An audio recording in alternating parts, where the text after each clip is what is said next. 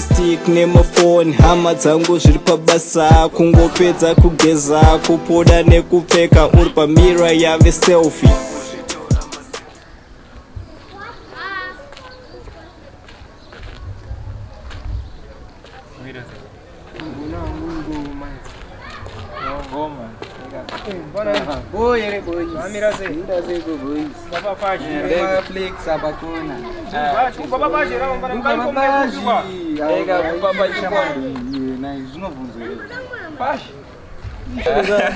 Budzi yangu ndizi yakanyama. Ere chikoro ere soksi. Shamari wafuna mzvechikoro. Ita chikoro ere pande.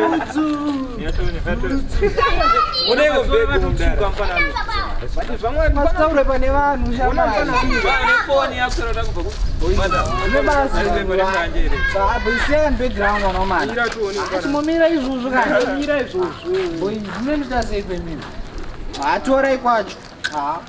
Nayo mani. Pana bhuku wani nelaptop wakutodzidza. Shamari. Amba uta mafanisi. Kudzidza lo. Chiko mani. Ona kambanani.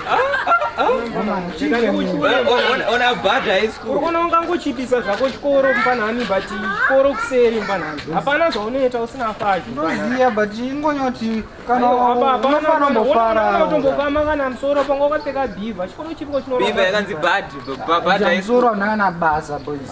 Ngona imimi ka boys. Chinondibeka masina angu ka. Isa phone yangu apa. Ndipe bag yangu kepi ndoza kuti notambura.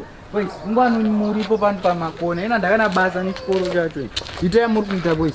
Kando ndozongo yapa makona pacho. Munhu wese ma selfies, everybody's taking selfies. Angove ma selfie, kuzvitora ma selfie. Everywhere is selfies, kwese ma selfies. Angove ma selfie, kuzvitora ma selfie.